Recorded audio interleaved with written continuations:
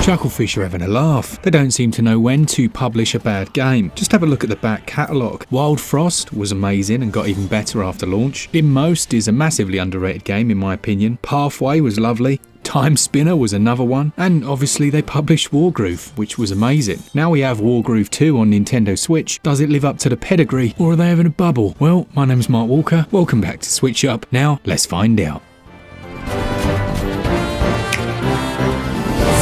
From beyond. Wargroove 2 has a campaign mode featuring 5 campaigns. They each have their own stories, and once you've gone past the prologue, you can actually choose which order to do these. The default campaign follows a group of researchers, but the one that really got me were the pirates. They all have their own cutscenes, backstories, and you'll unlock new lore between each stage. You'll even find a specific section of the menu so that you can just sit and read, filling in any blanks you have about what's going on. Alongside this, the dialogue is well written and funny, with strong characterization for the various commanders within these campaigns. The whole thing's set within the world of Arania with some unusual artifacts, and well, you can find out the rest for yourself.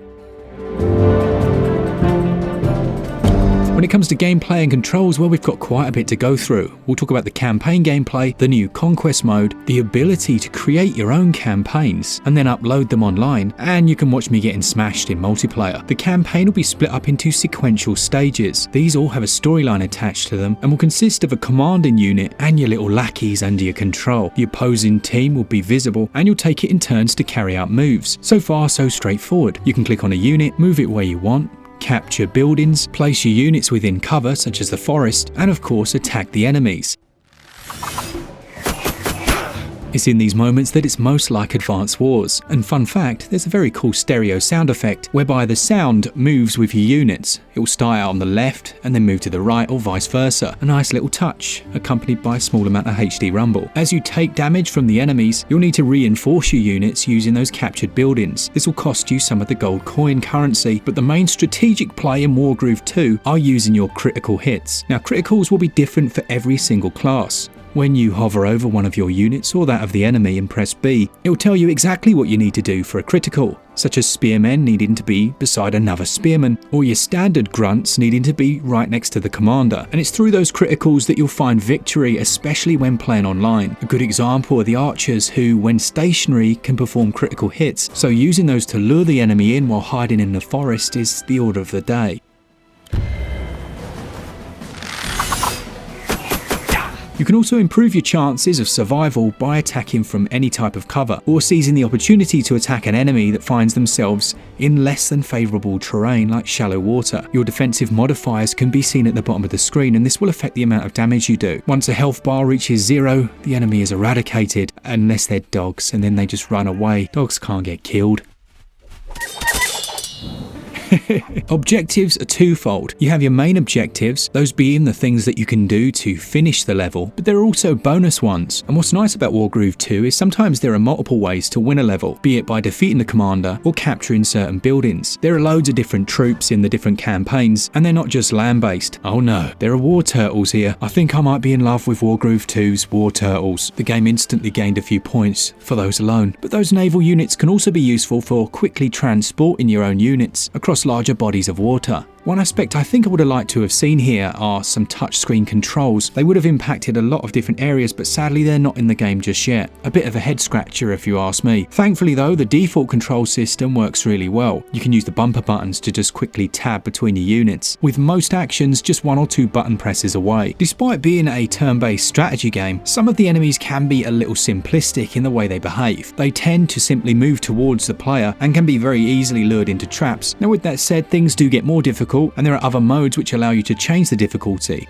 Within the campaign, battles can last for up to an hour, depending on your skill level, and you'll be awarded a star rating based on how well you did. The final aspect of combat are the titular grooves. These special moves can be used by commanders, and they legitimately do add in a nice touch of strategy. There are things that will allow you to catapult enemies into the water, killing them instantly, or rotate units, sending them off cliffs or to the bottom of the sea. They charge via your other units doing damage and taking damage, and they can be very handy in a pinch. The same can be said for the push and pull mechanics, which do essentially the same thing and just provide you a few different options. Aside from the cover mechanics, the special moves, and the different buildings and recruitment that you can perform, there's so much variety in the unit types and the moves they can perform. It's one of the areas that keeps each new campaign feeling fresh. A great example being the Rifleman class. Their criticals performed when shooting in a straight line, but they'll have to reload that gun as a turn between moves. Then you can throw in the dynamic weather. This may also affect your visibility and the amount you can move, and it's one more thing to think about. Alongside those 5 large campaigns, you've also got Conquest mode. This is an entirely different game mode that essentially makes a roguelite out of Proceedings. You choose your start class, your troops, difficulty, etc., and then set out. These battles are much more swift, and they'll definitely cater for a slightly different type of player. Damage carries over between areas, and between fights you move and choose your next path. There's an element of randomization here. In fact, the map itself is randomized, and after some of the more drawn out campaign levels, it makes for a very nice change of pace, and which in other games, let's be honest, would have been a standalone DLC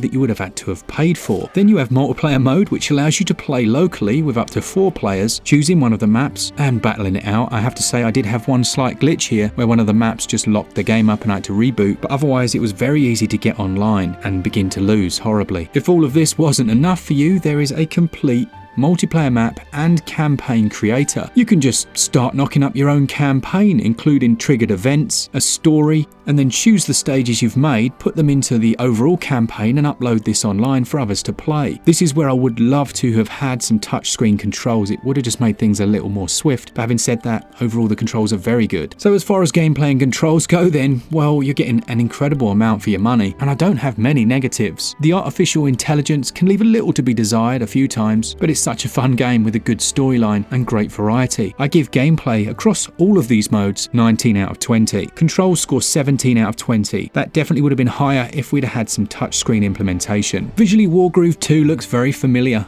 Looks much like its predecessor, but there's a lot more detail here than the previous games. I really enjoyed that dynamic weather system. It makes these areas feel much more alive. Although there are a couple of strange colour choices, like a yellow health bar with a yellow background for one of the clans, there are actually accessibility options for colourblind people, so you can tweak that slightly. I mentioned that the attacks use stereo sound, so might move from left to right. Here they come! And on the audio front, there are also a few lines of dialogue just to keep that text a little more interesting, and the load times for the whole thing were very short, never more than a few moments, and I only experienced one slight crash. I don't even know if it was a crash, where I couldn't control anything and just had to reboot the game. The soundtrack is top tier. There are 27 different songs in the jukebox, but it's the little animated pixel dancers that accompany these that show the level of love that this team have put into the game.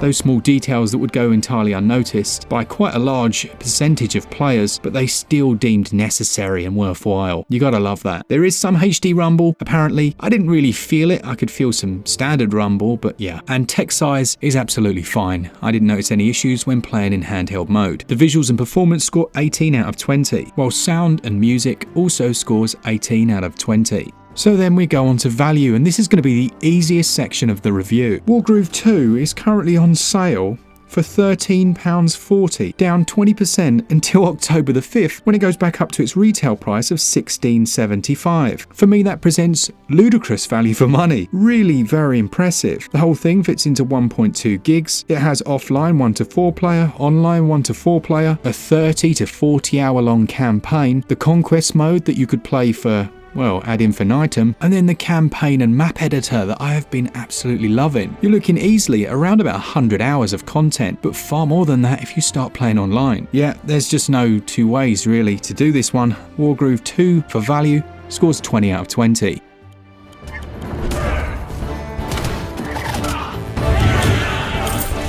So Chucklefish have done it again. Wargroove 2 could teach any AAA studio a lesson. You don't have to strip parts of your game off and sell them off for scrap. You can simply sell the whole lot at a very reasonable price, and I hope they do very well out of it.